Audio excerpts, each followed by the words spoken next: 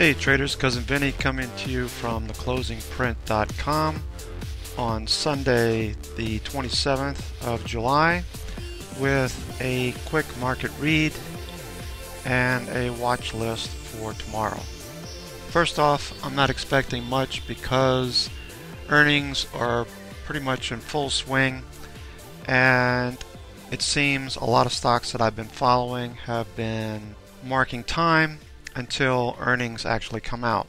Mining shares had a nice boost on Friday, and for the most part I am just playing a waiting game. Looking at some of the major things that I pay attention to, we'll just go through those quickly. Junk bonds, as a measure of risk, has trailed off since June. This is a weekly chart. We saw a top here at 41.62, and we just see prices continuing to trail off with a little bit of support here at the 20 period moving average.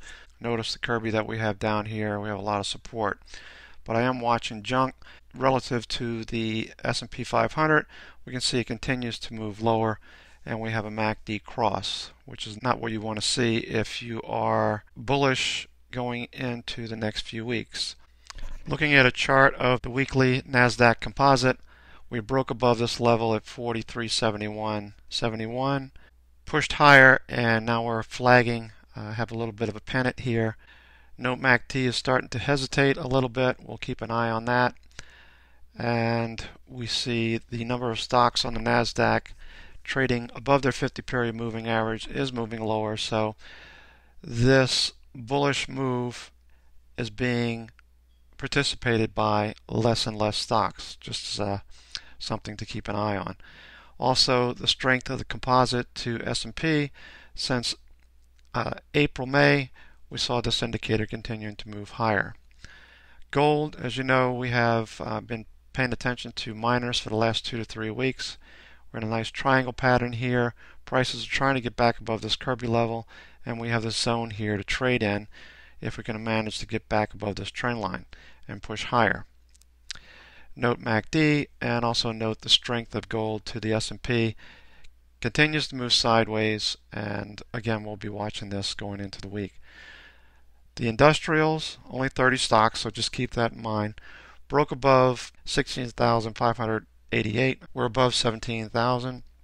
Note MACD is trying to turn down, and again the industrials to the S&P 500, only 30 stocks versus 500, continuing to move lower.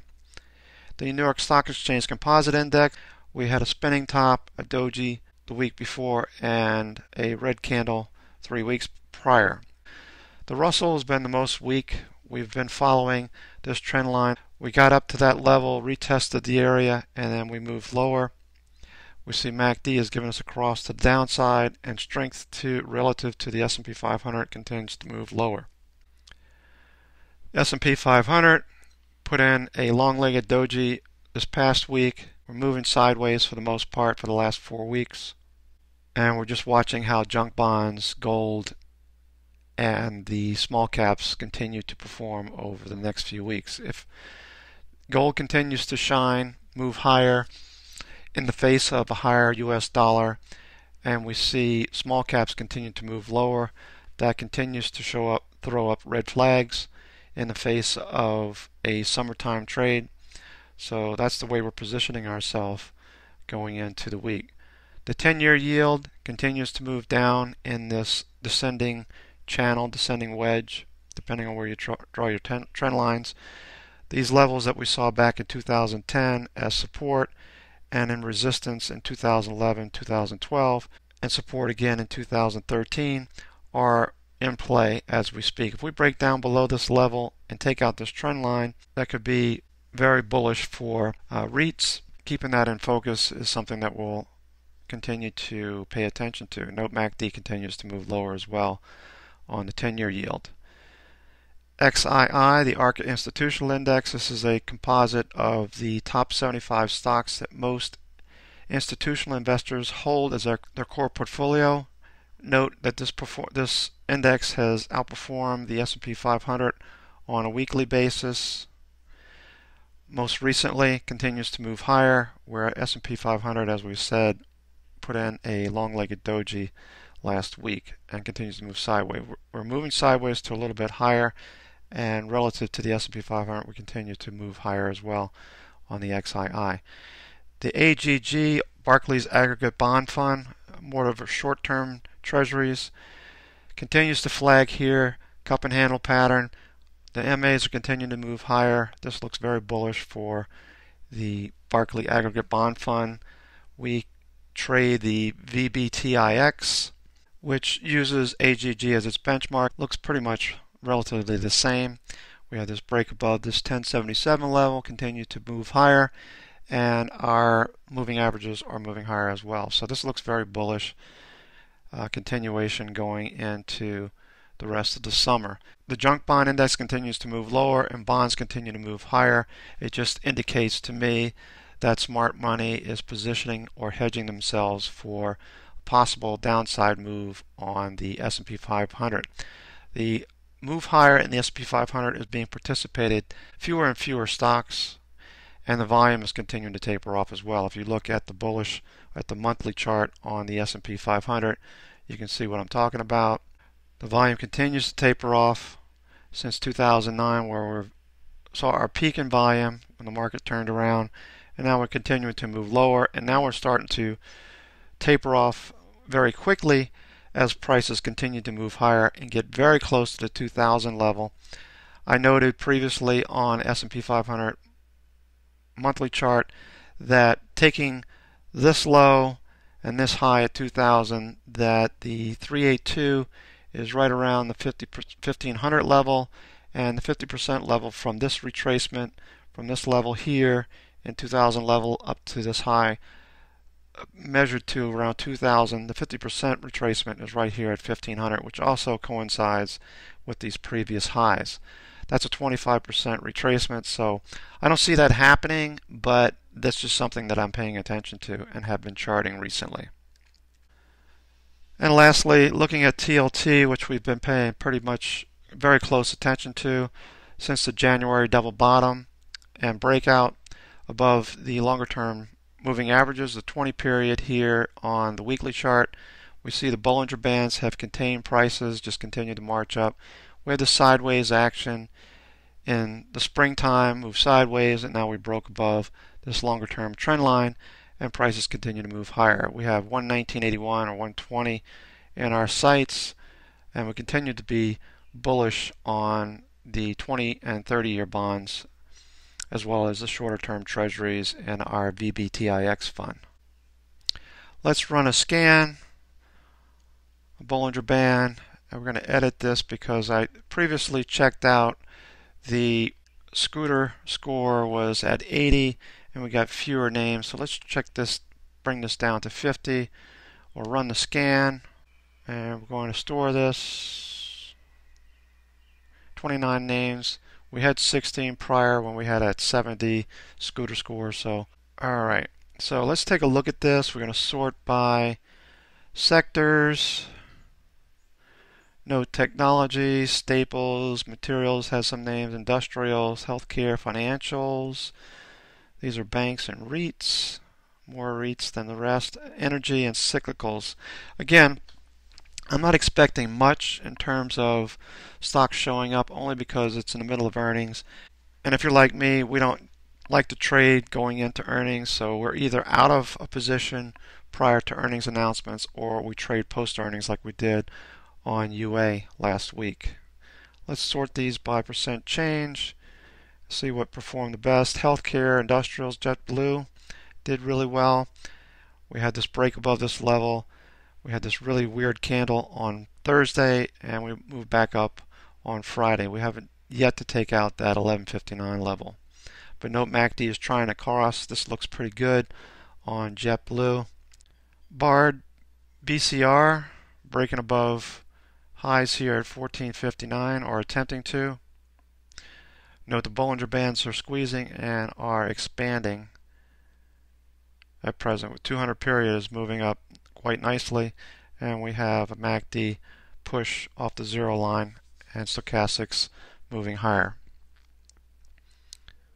Broadridge Financial Solutions, BR, nice pattern here, looking for a break to the upside for a trade here.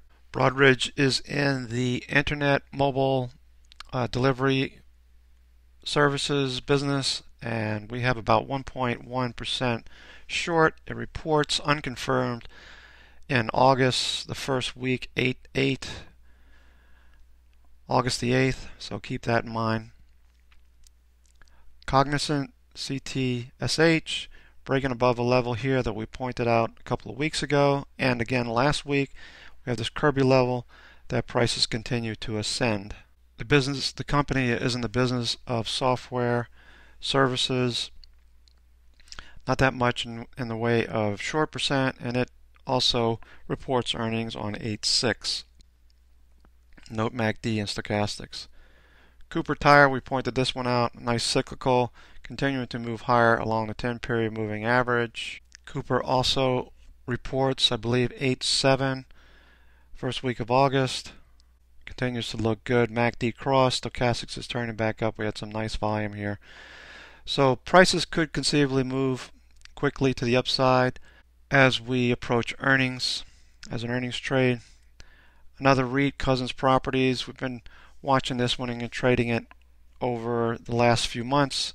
We first saw this on a Bollinger Band scan back in February, late January, and this stock just continues to hug the 10-period and 20-period and continues to march higher as TNX continues to move lower. Delphi Automotive, also another cyclical stock. Note the lows here. If this bounces off of this level, we could see a move higher going into the week. There's a 50-period moving average, the green line, and MACD is trying to turn to the upside. Earnings are July the 31st this week, so probably something I wouldn't take, but post earnings this could move higher if it continues to do well compared to Ford, GM, and so forth. Dr. Pepper Snapple had a nice breakout above this level here. I know a number of traders were trading this name. This should continue, but I would look for a flag before I would try to take this name on a MACD and stochastic cross. As this name continues to trade post earnings, it's looking very good. Note the trend line break here. Bollinger Bands are expanding. We're above the Kirby level. All we need is a better entry, and this one should continue higher. Note Scooter is up here at 92. It's a very strong stock. Eagle Materials looking pretty good. We have this nice ascending channel pattern, a breakout, a flag. We're looking for a couple more days here. With MACD giving us a cross, we could conceivably break out higher on Monday or Tuesday on this name. The company is in the business of concrete in particular. So as long as it holds this level here, this recent breakout level, this pullback to breakout looks like it could push higher. The next earnings aren't until October. Eastman Chemical, we like a lot of these chemical names, have been doing really well. Broke this trend line, continues to move higher. RSI, MACD cross, and stochastics led that move. The only caveat is earnings are 7/28, so I'd probably hold on to a possible trade on this name until we're post earnings and we see a move higher on Eastman. Equinix, EQIX, Internet Software and Services. Note insider transactions, forward PE is kind of rich, and we have 13.28% short. So this could be an interesting one going into earnings. A foreign and regional bank, it reports this week, though its earnings are not confirmed, on 7/29. Nice pattern though, a breakout here. But with earnings so close on Wednesday or Tuesday, I'd be a little reluctant. Nice MACD cross on this regional foreign bank. Intuit, software services, breaking above these levels here at 82, continuing to move higher. Earnings 8/19 after the close. So we got a couple of weeks. We could see an earnings run on this one. We're above the Kirby here, and MACD's moving sideways. Stochastics is in this little serpentine pattern, could break to the upside. ITT Industries, Nice little pattern here. Earnings are 731 this week. Diversified machinery company, looking pretty good. Not much of a Kirby up here, but if we break above the 48.84 level on earnings 731, that could be quite interesting on this stock. Lazard, an asset management company, trading post earnings. We have this trend line break. Prices moving higher. We moved off of that upper Keltner channel, giving a better entry here if we could get back down below into the 10 period. A pullback to breakout would be nice, somewhere around the 52.50 level would be excellent if we could get into this name. Note the stellar volume. MACD cross. This one should continue to grind higher going into the week. Lexington Corp, another REIT. Trend line break here. Looking at earnings on the 7th of August on this diversified REIT, looking really good. TNX continues to move lower. All these REITs continue to move higher, so just keep that in mind going into earnings, that this could continue to move higher on this name. M&T Bank, looking interesting. Got these highs up here to deal with. Stock is trading post earnings, looking pretty good on MTB. I'd expect this upper Bollinger Band, a break above 125.90 could signal new hands entering the stock with a MACD cross and stochastics moving higher. This name could move higher as we're above the Bollinger Bands, above the Kirby levels up here. Malaysian iShares, a lot of the emerging markets doing quite well. China leading the group, and Brazil doing quite well as we pointed out a couple of weeks ago. Materials continuing to grind higher. Let's look at our last group. Looking pretty good on PSX. We got earnings on 7:30 this week, so keep that in mind if you're trading Phillips 66. Ruckus Wireless continue to move higher along with Glue Wireless. Cheetah Mobile from China. A lot of these wireless names are doing quite well. As we pointed out a couple of weeks ago, this one was squeezing. We thought we'd see upside when Verizon broke out of a pretty big pattern, and we saw a bullish move on some of the big wireless carrier names. Tesoro Petroleum, we covered this one as well. In our energy group, we had this trend line break. We retest down to the 50 period moving average. We have earnings this week, so this is one that we'll be watching closely. We have a trend line break, nice descending short channel. MACD looks like it wants to cross, and it could move higher if earnings are received well on Tesoro Petroleum, TSO. Walgreens, always a good name to trade, looking really good. Earnings are in September, so this name could continue to move higher going into the week. Got a MACD cross looming, got nice volume on Walgreens. Note RSIs continue to move higher as well. Whirlpool, looking really good. Big appliance name. Next earnings aren't until 10/22, so this one's trading post earnings. Nice Bollinger Band breakout above these levels here into the Kirby, looking really good. Huge volume. Obviously institutions are jumping into this name, hand over fist, and MACD's crossing as well, so looking pretty good. Wyndham Worldwide, this one always does well. Keep an eye on Marriott as well as Starwood, HOT, and HTO. Those names are doing quite well, as we pointed out a couple of weeks ago, continued to move higher. This one's trading quite well post earnings, breakout level here. I'd love to see a move back to the 10 period moving average and stochastics recycle a little bit, but look at some of the other names in the group too, as I just mentioned. Okay, so that'll do it for me. This is Cousin Vinny coming to you from theclosingprint.com on July the 27th, Sunday, with a look at the week ahead, watch list, and some thoughts going into the week. I hope this helps. Take care, and we'll talk to you on Monday.